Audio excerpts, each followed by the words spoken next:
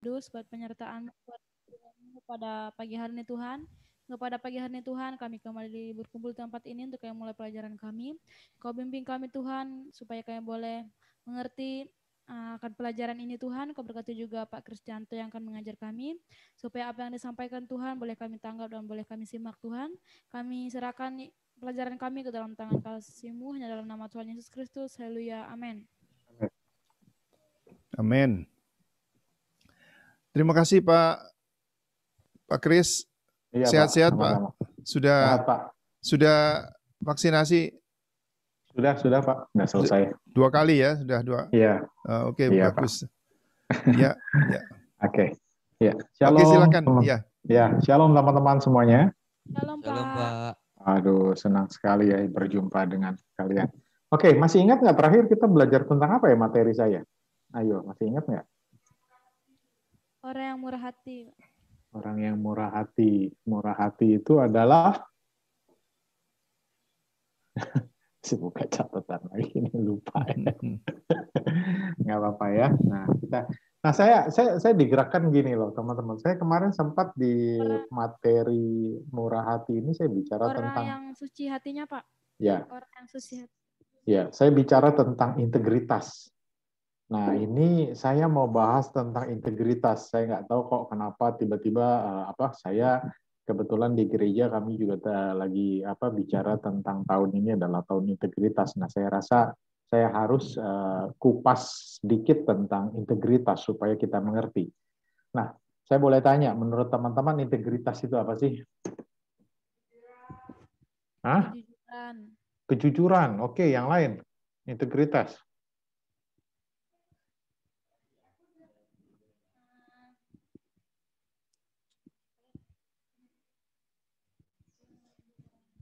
Ya, apa-apa kita belajar. Integritas itu apa?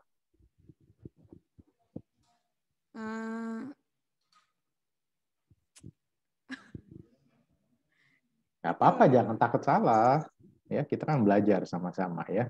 Kalau integritas itu lurus, Pak, lurus enggak. Lurus, oke, good, bagus. Yang lain, integritas, ayo pendapatnya. Yang laki-laki, integritas apa? Diki juga bisa ya nanti bicara agape Anis juga bisa menyampaikan integritas apa sih sepanjang sepengetahuan kalian? Ya. Mempunyai tujuan. Mempunyai tujuan. Oke. Yang pria, jagoan yang ganteng-ganteng di belakang. Ayo, integritas apa? Kewibawaan, Pak. Oke, Diki bilang kewibawaan. Oke. Ketaatan, Pak. Ketaatan. Yang baju merah siapa namanya? Setia, ayo. Integritas. Kesetiaan, Pak. Kesetiaan. Oke, ya. Nah, saya coba jelaskan tentang integritas ya. Integritas kalau menurut Kamus Bahasa Indonesia, Kamus Besar Bahasa Indonesia, itu bicara integritas artinya adalah mutu atau sifat atau keadaan yang menunjukkan kesatuan yang utuh sehingga memiliki potensi dari kemampuan yang memancarkan kewibawaan, kejujuran. Nah, kalau saya boleh ringkas ya, bicara integritas itu di dalam kekristenan itu begini teman-teman. Apa yang kita bicarakan dengan apa yang kita perbuat itu sama. Itu bicara integritas. Apa yang kita ngomong dengan apa yang kita lakukan itu sama. Kalau kita bicara jujur, ya nggak, kita harus hidup jujur. Maka ya kehidupan kita pun penuh dengan kejujuran. Itu loh. Ya. Nah, beda lawan daripada integritas itu adalah kemunafikan. Ya enggak? Apa yang dibicarakan tidak dilakukan gitu ya. Jadi itulah integritas. Nah, bicara tentang integritas ya. Pertanyaannya gini. Bisa nggak sih kita mempraktekkan integritas itu dalam kehidupan keseharian kita? Bisa. Yakin, apa yang kamu ngomong dengan apa yang kamu perbuat itu bisa sama. Amin. Apa yang kamu khotbahkan, apa yang kamu sampaikan kepada jemaat, itu sama nggak? Karena itu biasanya belum tentu, susah, Pak. Belum tentu. Belum tentu. Kalau kalian bilang, jangan berbohong, bohong itu dosa. Tapi benar nggak kehidupan kalian berbohong? Ya kan? Ya. Nah, Kalau seringkali, iya bisa. betul. Nah, seringkali gini loh ya, kita jadi apa ya? Jadi ambigu, kita jadi bingung. Aduh, ini gimana ya? Saya mau nyampaikan kebenaran firman Tuhan, tapi saya kok belum melakukannya gitu ya kan? Nah, ini kan jadi satu tantangan ya. Makanya kita ini teman-teman ini kan calon calon pendeta hamba Tuhan ya. Waktu kita menyampaikan firman Tuhan itu seperti pedang bermata dua ya. Bukan hanya menusuk hati setiap pendengar juga, tapi untuk kita juga gitu ya. Nah, Ya. memang Tuhan Yesus adalah contoh yang sempurna tentang integritas. Tidak ada model lain, tidak ada contoh lain ya. Hanya Tuhan Yesus adalah contoh yang sempurna tentang integritas. Tapi kan seringkali kita bicara gini, ya itu kan Tuhan Yesus Pak, ya enggak? Dia kan Tuhan, memang dia Tuhan yang jadi manusia. Beda Pak dengan kita ini manusia yang berdosa. Nah, inilah yang akhirnya menjadi hambatan, ya, yang menjadi penghalang untuk kita bisa mengerti tentang integritas. Kenapa? Karena kita ngerasa gini, tadi kan ada beberapa jawaban dari teman-teman, aduh kayaknya nggak mungkin, aduh saya masih belum bisa, aduh gimana ya saya terapinnya di dalam kehidupan saya. Kenapa? Karena kita tidak mengenal identitas kita di dalam Kristus. Jadi ada kaitannya antara integritas dengan identitas, ya. Nah, itu sebabnya hari ini saya mengajak untuk kita sama-sama belajar tentang identitas ya, melalui integritas melalui identitas ya. Saya akan share screen dulu ya sebentar. Supaya teman-teman bisa menangkap.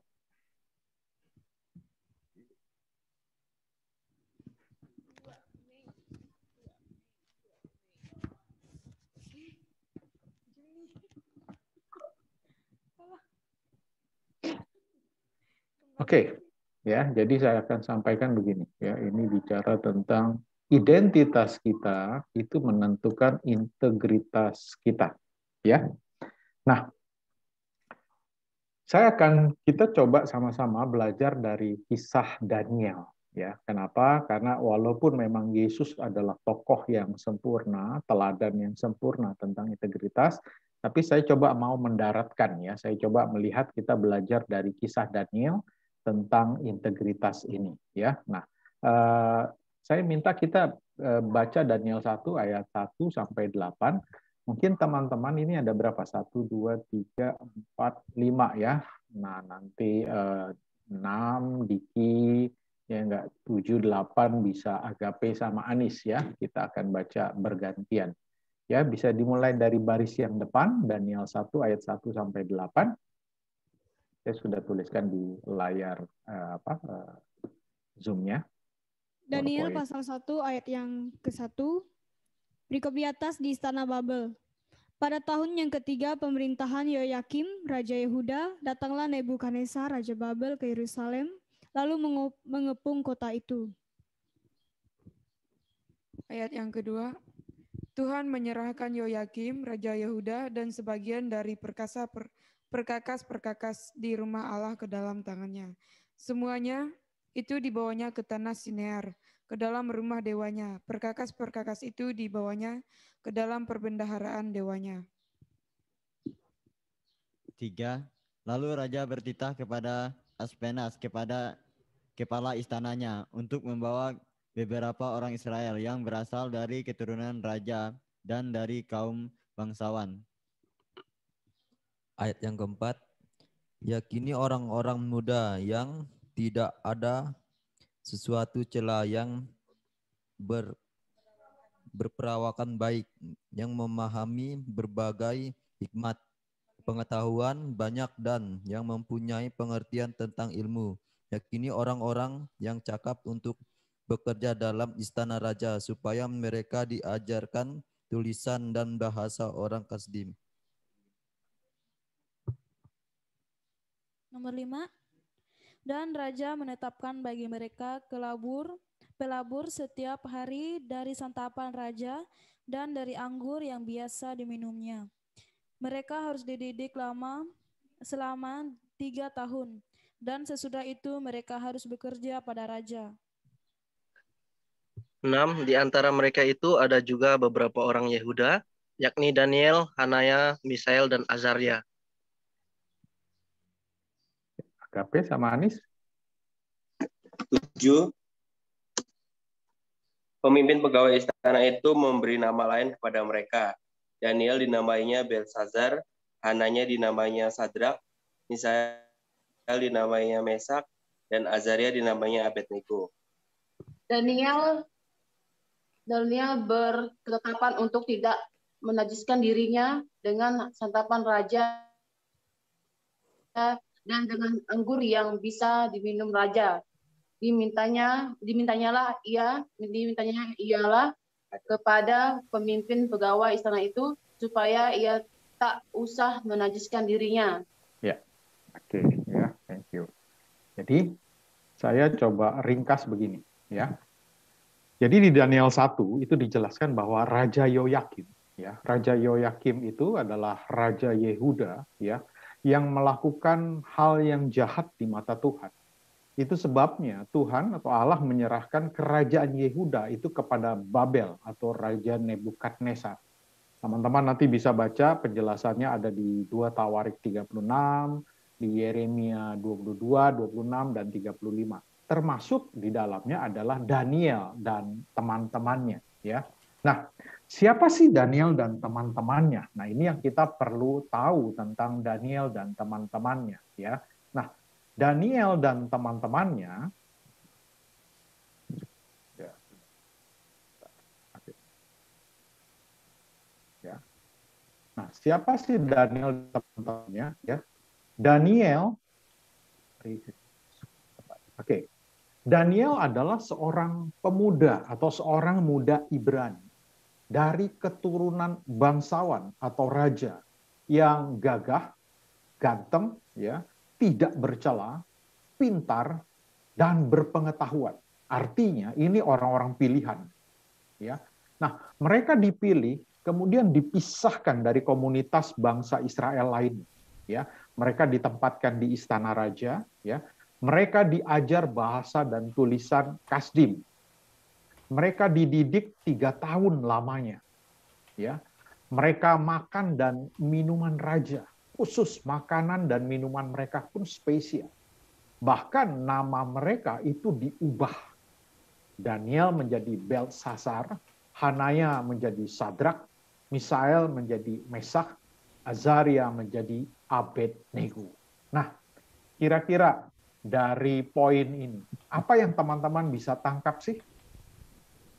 Ya, seorang pemuda yang keturunan bangsawan, ya, tidak bercela, pintar, berpengetahuan, gagah, ganteng, dipisahkan dari komunitas bangsa Israel, diajar tulisan bangsa Kasdim, dididik 3 tahun lamanya, makanan minuman dispesialkan, ya, nama mereka diubah. Nah, menurut teman-teman, kira-kira apa sih yang terjadi ini di terhadap Daniel dan teman-temannya?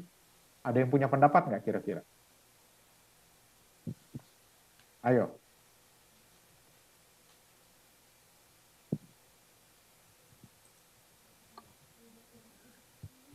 Bingung? Ya, Daniel mempunyai integritas yang besar, Pak. Dia tidak menajiskan dirinya untuk memakan dan minuman raja yang telah... Belum. Saya belum sampai ayat 8. Ini saya baru ayat 1 sampai dengan ayat 7. Ya kan? Ya kan? Saya lagi bahas nih tentang Daniel, ya, dengan teman-temannya, ya, yang dikhususkan, dipisahkan, diajar tulisan bangsa Kasdim, bahkan nama mereka diubah. Kira-kira apa yang sedang terjadi? Menurut teman-teman.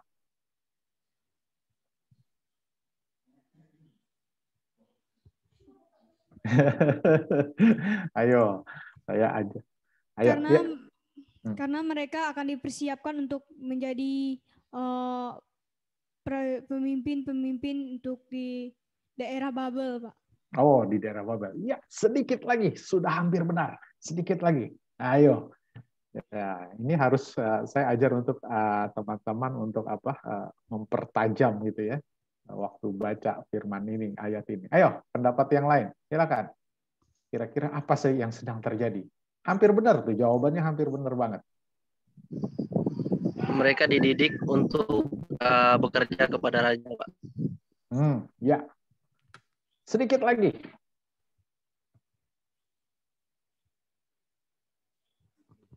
Ayo.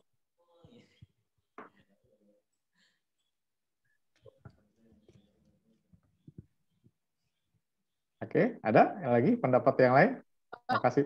Ya, silakan. Boleh diulang lagi nggak pertanyaannya, Pak? Oke, Terus ini nggak jelas suaranya. Oke, saya ulang ya.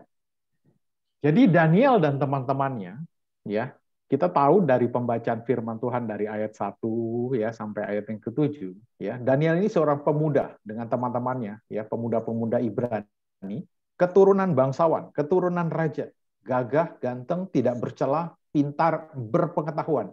Artinya mereka dipilih, enggak semua, hanya orang-orang keturunan raja, keturunan bangsawan yang tidak bercela, yang pintar, yang berpengetahuan.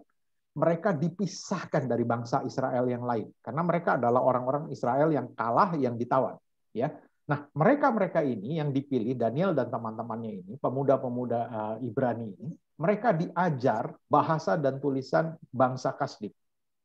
3 tahun mereka dididik lamanya. Makanan minuman mereka pun spesial, ya, makanan minuman raja. Bahkan nama mereka pun diubah. Daniel jadi Belsasar, Hanaya jadi Sadrak, Misael jadi Mesak. Nah, kira-kira dari poin ini, apa yang teman-teman bisa tangkap? Itu loh pertanyaannya. Apa yang sedang terjadi sebenarnya? Mereka taat dengan Mereka perintah dipersiapkan, raja, Pak. Mereka dipersiapkan. Oke, yang lain? Dipersiapkan untuk apa? Dipersiapkan untuk melayani raja sebagai kasim. Kasim, oke. Oke, ya. Nah, perhatikan baik-baik. Kalau teman-teman perhatikan bahwa Daniel ya dan teman-temannya sebagai bangsa Ibrani, bangsa Yahudi, perhatikan. Nebukadnezar sedang berusaha untuk menghapus, mengubah identitas mereka sebagai bangsa Israel untuk menjadi sama seperti bangsa Babel. Itu tujuannya. Mereka adalah orang-orang pilihan, ya. Mereka dipisahkan dari bangsa Israel yang lain, ya, orang Ibrani yang lain karena mereka orang pilihan yang pintar, yang gagah dari keturunan raja, ya. Mereka kemudian diajar bahasa Kasdim. Ya, 3 tahun makanan mereka khusus spesial sama dengan makanan raja-raja orang Babel. Bahkan nama mereka pun diubah menjadi nama-nama dewa-dewa Babel. Nah, artinya apa? Nebukadnezar sedang berusaha untuk menghapus identitas mereka sebagai bangsa Israel supaya sama seperti bangsa Babel. Nah, bukankah ini sama dengan kondisi kita hari-hari ini? Kita ini adalah umat pilihan Allah. Memang kita bukan bangsa Ibrani, orang Yahudi secara darah atau garis keturunan. Tapi di dalam Kristus, ya, kita ini adalah umat pilihannya Allah.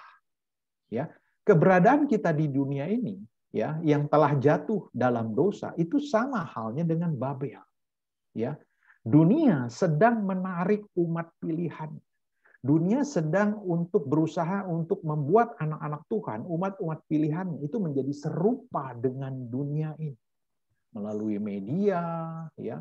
Melalui pendidikan, melalui peraturan-peraturan yang ada, kita dibuat untuk menjadi serupa dengan dunia ini. 1 Petrus 2 ayat 9 berkata, tetapi kamulah bangsa yang terpilih, imamat yang rajani, bangsa yang kudus, umat kepunyaan Allah sendiri. Di dalam Kristus Yesus, di dalam Yesus Kristus, ya, kita ini adalah imamat yang rajani, bangsa yang kudus, umat kepunyaan Allah sendiri. Nah, seringkali gini loh teman-teman. Kita jumpai orang-orang percaya seringkali bertoleransi dengan dosa. Kompromi dengan kejahatan. Melegalkan dosa atas nama kemanusiaan, atas nama dalam tanda petik pelayanan, atas nama hak asasi, ya. Contoh sekarang LGBT, ya, itu dilegalkan, mulai dilegal. Bahkan saya kaget kemarin baca sebuah berita, ya, transgender, waria, banci, bencong, sekarang di KTP itu boleh ditulis transgender di Indonesia. Jadi kalau laki-laki berubah jadi perempuan, itu di KTP sekarang ada identitas baru yang namanya transgender. Waduh, kayak gitu ya sudah di Indonesia sih. Waduh. Di Indonesia, Pak. Nah, artinya apa? Ya, artinya yang namanya dosa, ya, dibuat akhirnya kita harus terima itu. Ya, korupsi, penipuan, kemunafikan itu dipertontonkan jelas di luar, bahkan maaf nih, bahkan di dalam gereja. Nah, hal inilah yang Tuhan ingatkan kepada kita semua umat pilihan, ya, untuk tetap memiliki integritas dalam kehidupan kita sebagai orang percaya. Nah, inilah tantangan terbesar kita. Apalagi teman-teman ya yang dipersiapkan sebagai hamba-hamba Tuhan garis depan, ya, harus memiliki integritas. Wah, mengerikan sekali ya teman-teman ya kalau kita udah mengerti tentang integritas ini. Jadi hari ini kita akan belajar sama-sama tentang integritas ini.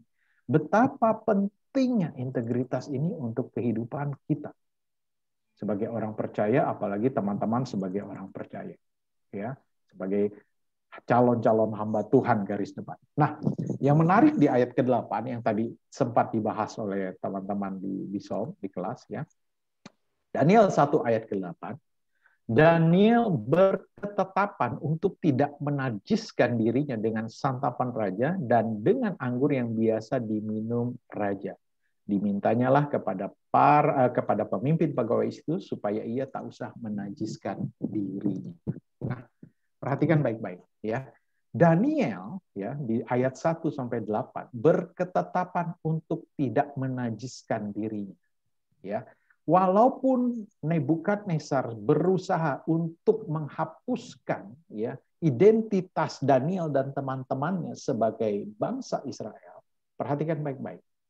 Daniel memilih tetap untuk berintegritas, untuk tidak menajiskan dirinya dengan makanan raja. Ingat, posisi Daniel ada di Babel yang menyembah berhala. Ya, karena Daniel tahu identitasnya sebagai bangsa Israel, dia harus taat pada hukum Taurat dan ketetapan yang telah dibuat oleh Tuhan melalui Musa dan nabi-nabinya. Ingat, bangsa Israel itu ditetapkan, diatur untuk makanan yang halal dan haram.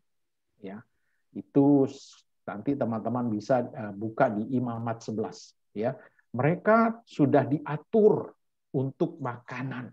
Mana yang boleh dimakan, mana yang tidak boleh dimakan, mana yang halal, mana yang haram. Itu detail banget, teman-teman. Ya. Bahkan ada semacam kayak udang aja mereka itu nggak boleh makan udang, ya, ikan yang tidak bersisik mereka nggak boleh makan lele loh teman-teman, ya, kita makan lele oke-oke aja ya. Nah kalau orang Ibrani, orang Israel, orang Yahudi itu nggak boleh, itu udah ditetapkan, ya.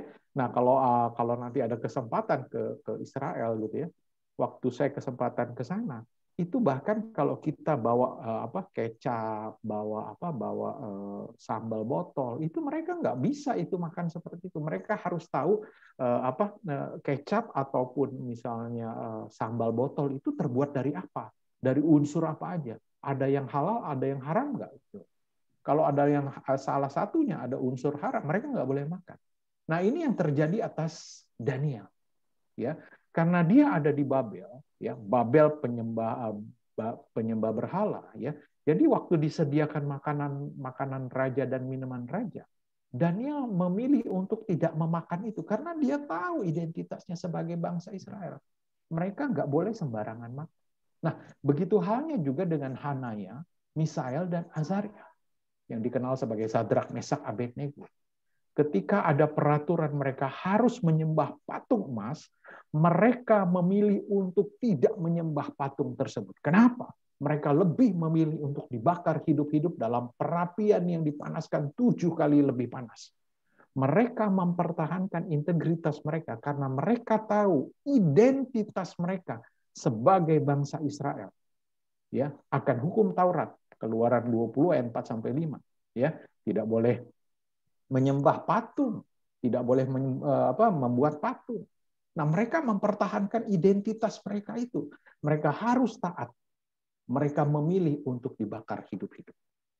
Nah, jadi kuncinya teman-teman, untuk bisa hidup berintegritas, maka harus mengenal identitas kita. Untuk kita bisa berintegritas, maka kita harus bisa mengenal identitas kita di dalam Kristus sebagai orang percaya. Pertanyaannya buat teman-teman sekalian pagi hari ini. Tahu nggak teman-teman identitas teman-teman di dalam Kristus? Siapa teman-teman? Ada yang bisa jawab? Apa identitas teman-teman? Hamba Tuhan. Hamba Tuhan, yang lain.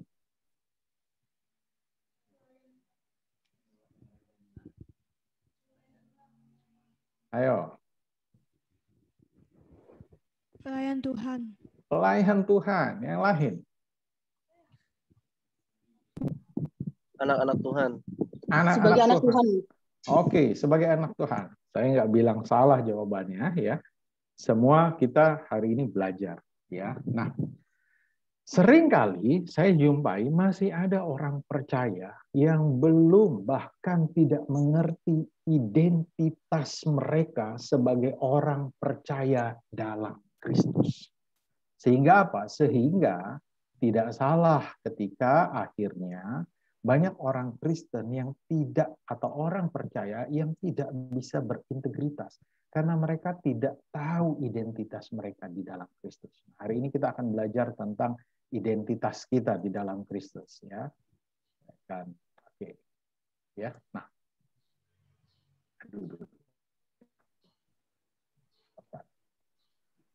Oke. Identitas di dalam Kristus ya. Kita adalah ciptaan yang baru.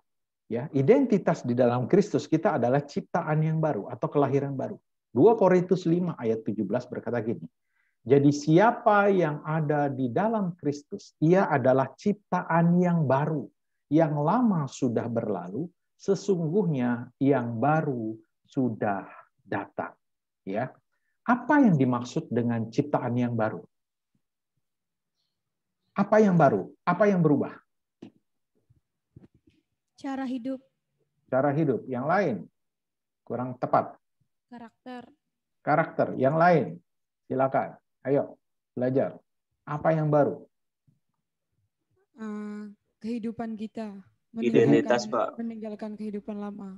Oke, identitas meninggalkan kehidupan yang lama. Oke, saya jelaskan ya buat teman-teman sekalian ya. Oke, perhatikan baik-baik ya. Nih, dengar baik-baik.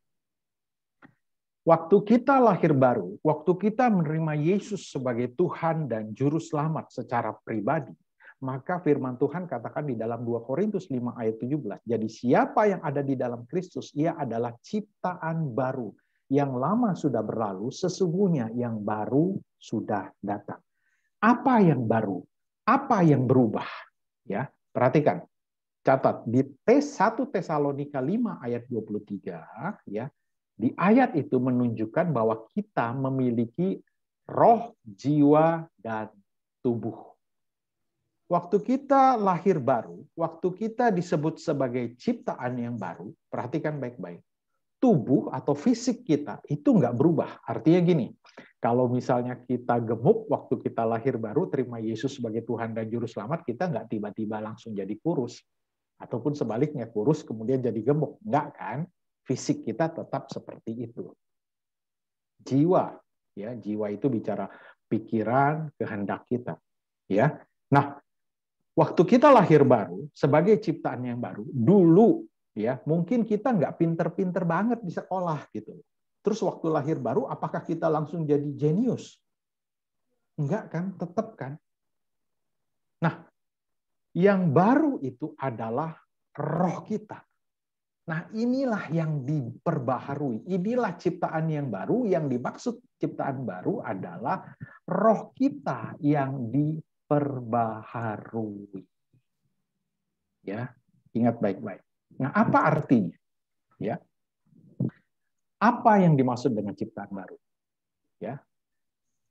Waktu saudara dan saya menerima Yesus sebagai Tuhan dan Juru Selamat, kita dibenarkan, kita dibebaskan, kita diampuni dari hukuman dosa.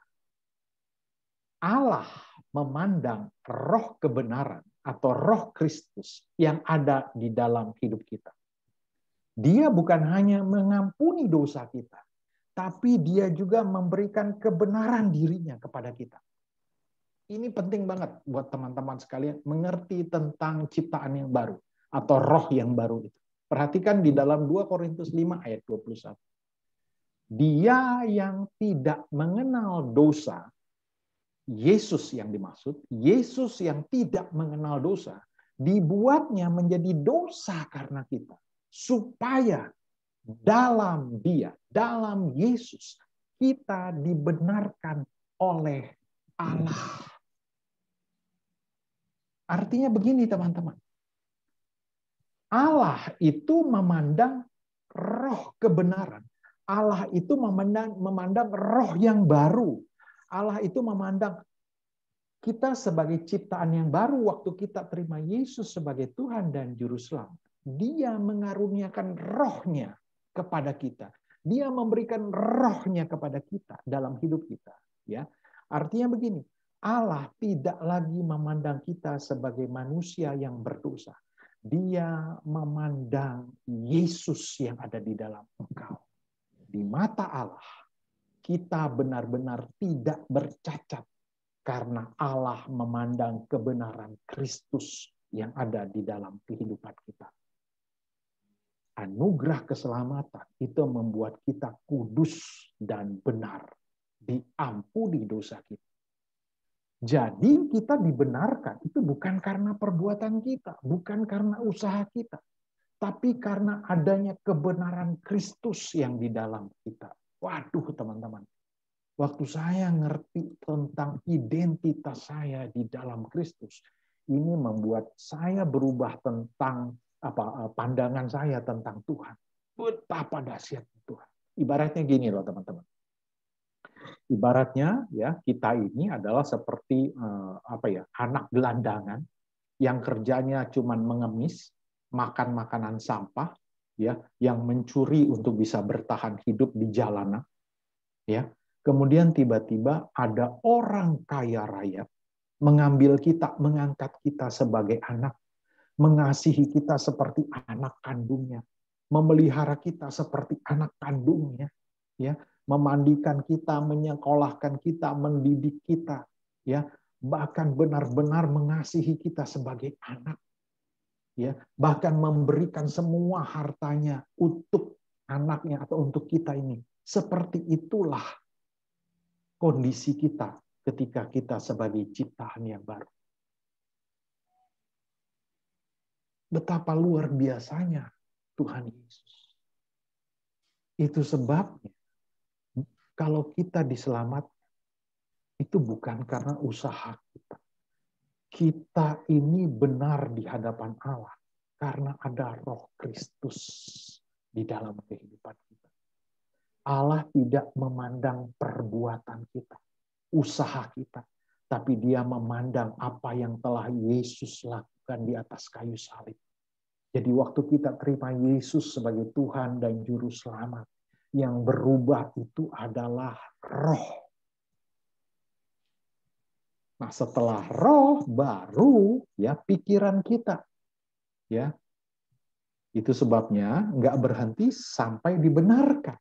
Tetapi harus masuk ke proses yang namanya pengudusan. Dibebaskan dari kuasa dosa. Nah, identitas kita di dalam Kristus adalah memahami bahwa hidup kita itu bukan milik kita lagi.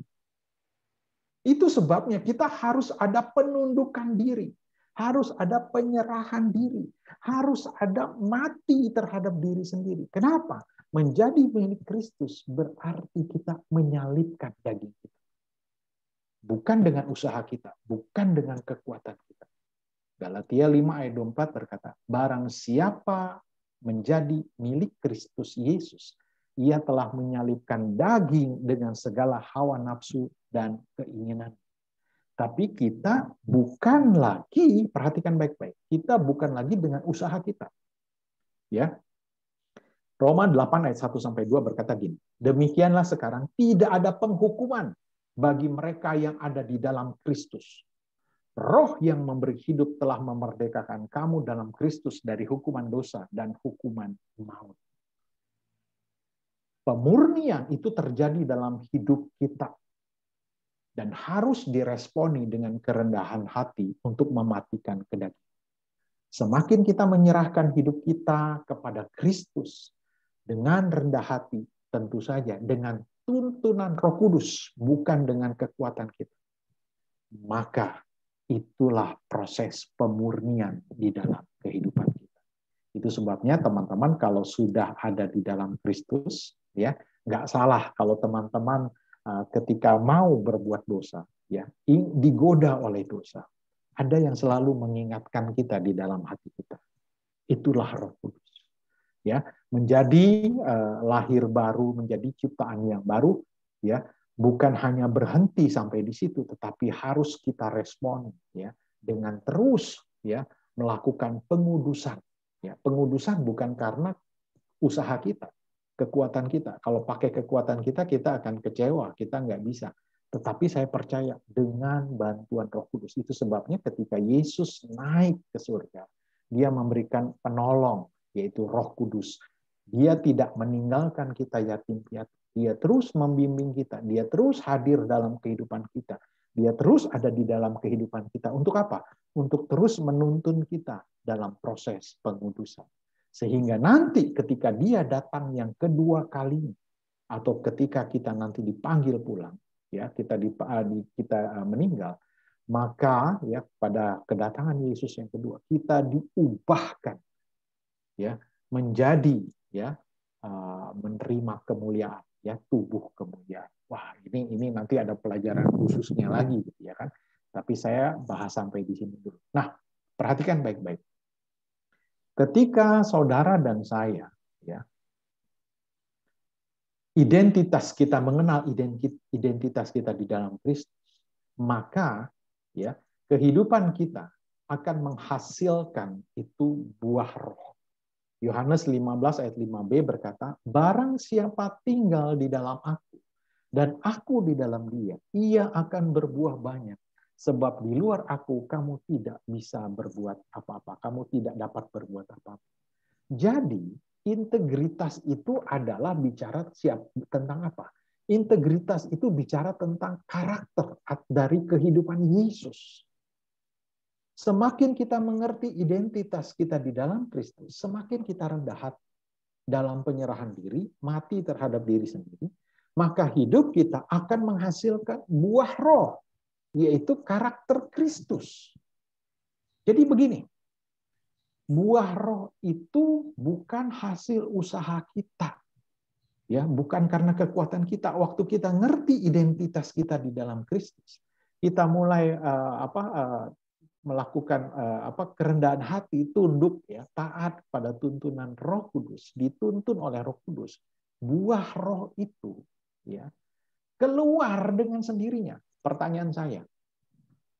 Kalian tahu pohon jeruk? Ya, Kalimantan kan banyak pohon jeruk ya. Nah, pohon jeruk berusaha nggak menghasilkan buah jeruk? Berusaha, Pak. Enggak. Pohon jeruk itu pasti akan mengeluarkan buah jeruk. Dia nggak akan berusaha untuk mengeluarkan buah jeruk. Dia pasti akan mengeluarkan atau menghasilkan buah jeruk. Dia kan nggak akan mikir gimana ya caranya saya bisa mengeluarkan buah jeruk. Dia nggak mikir seperti itu kan pohon. Nah begitu halnya juga dengan kita. Karakter Kristus itu akan keluar dengan sendirinya kalau kita hidup di dalam Kristus. Itu artinya kita tidak perlu lagi berusaha untuk sama seperti Kristus. Aduh gimana ya saya supaya hidup saya, buah roh itu kan kasih, sukacita, damai sejahtera, dan seterusnya. Ya, contoh kasih.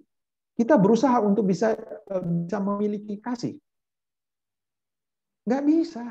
Kalau kita berusaha, kita akan frustasi.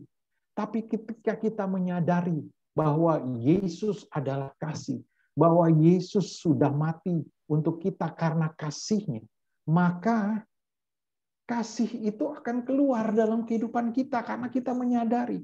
Kita tidak lagi berusaha untuk mengasihi Tuhan dengan kekuatan sendiri. Kita tidak lagi berusaha untuk mengasihi orang lain dengan kekuatan sendiri, tapi kita menyadari kasih anugerah Tuhan yang begitu besar dalam kehidupan kita, yang rela mau mati untuk kita, maka kita pun akan mengasihi Tuhan dengan sendirinya. Kita nggak perlu lagi disuruh-suruh, kita nggak perlu lagi dimarah-marahin, kita nggak perlu lagi dikasih aturan, ayo bangun jam 5, saat teduh, ayo baca Alkitab. Kita nggak perlu itu lagi. Karena apa? Karena kasih itu akan lahir dengan sendirinya. Keluar karena kesadaran kita akan kasih Tuhan. Seperti yang tadi saya bilang. Contoh perumpamaan tentang anak, ya, kita sebagai anak yang anak miskin di jalan, ya, yang mencuri untuk makan gitu ya. Waktu kita diangkat misalnya, yang tadi saya ilustrasi seperti itu. Apakah kita akan kembali ke jalan untuk makan sampah? Apakah kita akan mencuri? Kan enggak. Kenapa? Karena kan kita sudah anak itu kan sudah dapat anugerah yang luar biasa, diangkat anak oleh orang kaya. Apakah dia akan kembali kepada kehidupan lamanya? Kalau saya jadi anak itu, saya nggak mau kembali ke jalan. Saya nggak mau lagi makan mungut sampah. Saya nggak mau lagi ngemis. Kenapa? Karena saya sudah menjadi anak, sudah diangkat, diadopsi menjadi anak orang kaya. Saya akan berterima kasih kepada papa angkat saya. Saya akan mengasihi papa angkat saya. Saya nggak mungkin benci pada papa angkat saya, karena dia sudah mengasihi saya. Dia sudah angkat saya jadi anak. Nah, begitu halnya juga dengan misalnya ilustrasi ini, kita kembalikan kepada Tuhan. Kita ini diadopsi, kita ini diangkat jadi anaknya Tuhan oleh kematian Kristus. Kita mengasihi, bukan kita berbuat baik, ya, bukan supaya Allah mengasihi kita, tambah kasih sama kita, bukan. Kita berbuat baik karena Allah sudah melakukan yang baik dalam kehidupan kita. Sehingga kita berbuat baik itu karena anugerahnya yang besar. Jadi kita tidak lagi berusaha dengan kekuatan sendiri.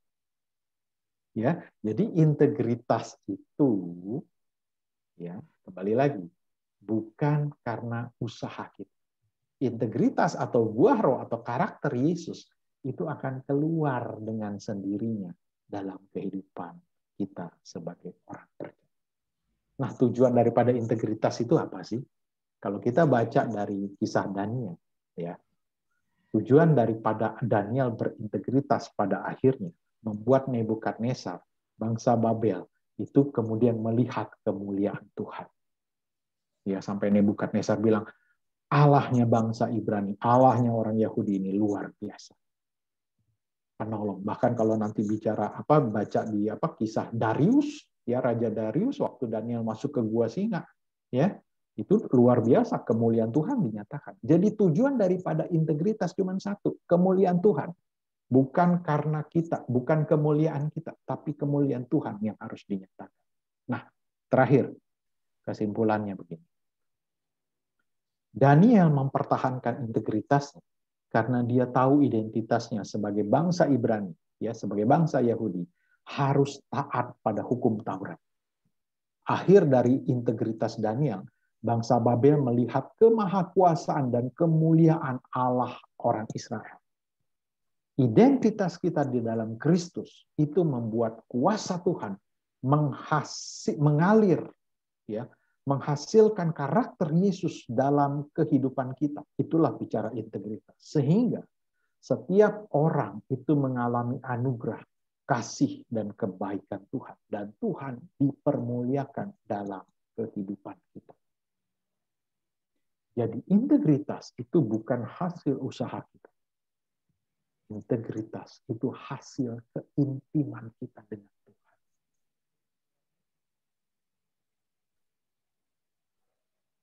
Oke, sampai sini ada pertanyaan dari teman-teman yang kurang mengerti?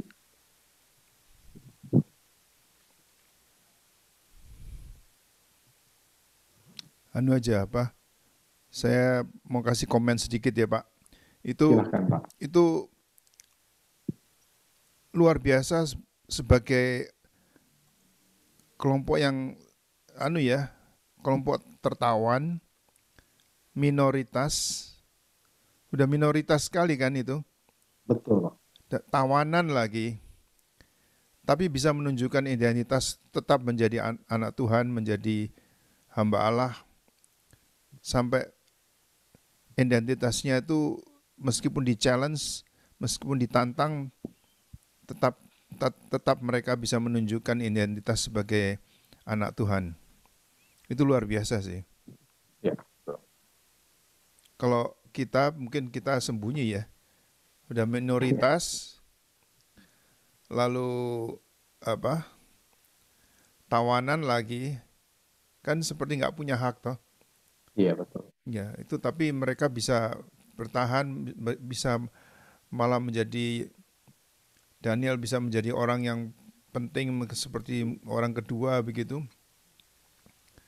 Itu hebat sekali sih.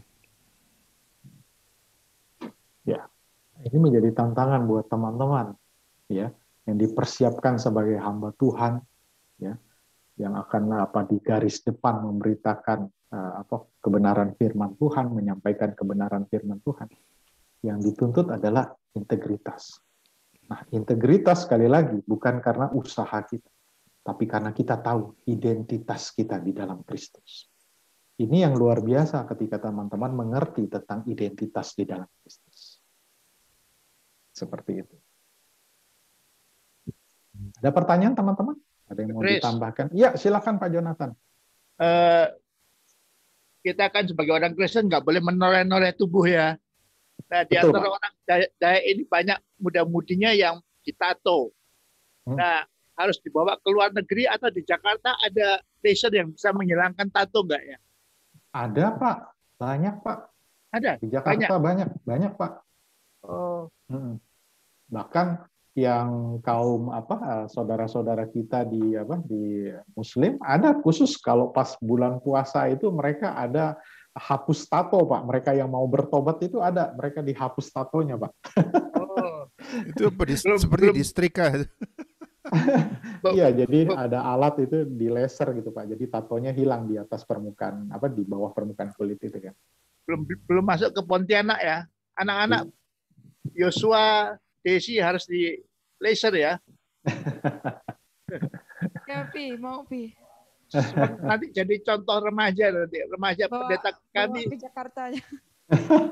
Oh, mau ya dibawa ke Jakarta. Ya. Oke. Ya. Pi, gimana pendeta yang banyak tato itu? Kan mereka itu sampai seluruh tubuhnya, malah itu jadi kesaksian hidupnya gitu. Ya, ada pendeta besar kita yang banyak tatonya ya. Dan itu jadi contoh bagi remaja-remaja ikut-ikutan nanti ya. Bisa juga ada yang tidak menghapus tato tetapi menginformasikan dia bertato karena waktu itu dia belum mengenal kebenaran gitu ya kan. Nah, ini contoh buruknya. Nah, itu bisa juga diajarkan seperti itu ya. Tetapi yang penting bukan masalah tato nggak ada tatonya ya, tapi bagaimana hidup kita, berbuah apa enggak. Itu keteladanan yang akan dilihat orang. Orang akan melihat Kristusnya, bukan melihat tatonya. Itu loh ya kan. Tapi kalian yang sudah mengenal kebenaran kemudian jangan mentato diri gitu loh ya kan.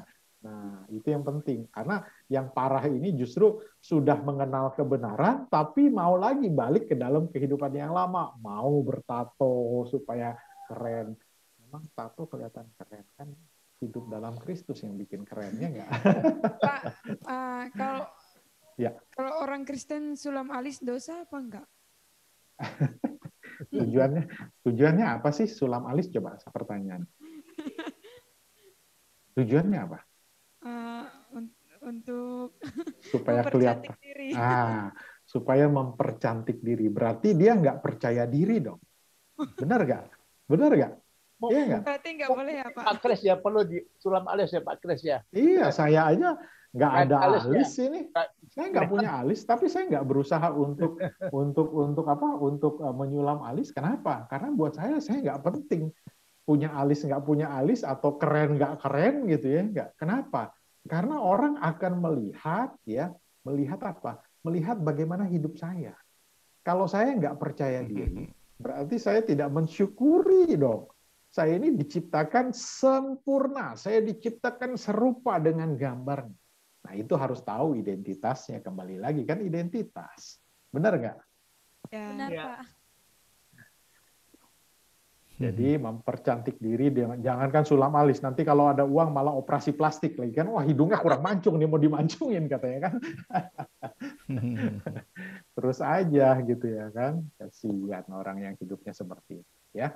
Jadi jangan berusaha untuk ganteng, untuk cantik gitu. Karena kita sudah cantik, sudah ganteng. Kita ini diciptakan serupa dengan gambarnya. Wah, dahsyat banget kalau kita ngerti identitas kita di dalam Tuhan. Oke? Ada lagi pertanyaan? Sudah jelas, Pak. Sudah jelas ya. Jadi hiduplah berintegritas ya, karena tahu identitas kita di dalam Kristus. Amin. Sampai di sini pelajaran saya kembalikan kepada Pak David dan Pak Yonatan. Pak Yonatan mau mengatakan sesuatu? Enggak, cukup. Ya. Ya, terima kasih Pak Kris. Terima kasih adik-adik semua. Diki, Agape, Anis, Pak Yonatan juga yang dari menyempatkan waktu untuk mendengarkan dan mempelajari pelajaran hari ini. Kita akan tutup dalam doa. Salah satu kita berdoa, siapa aja boleh. Diki boleh, Agape boleh, atau dari Singkawang boleh. Ya baiklah, mari kita doa. Kembali ya Tuhan, kami datang ke hadapan-Mu Tuhan untuk menuntut pelajaran kami Tuhan. Kau berkati Pak Kristianto yang telah mengajar kami Tuhan. Kau berkati pelayanannya, Kau berkati kesehatannya, Kau berkati keluarga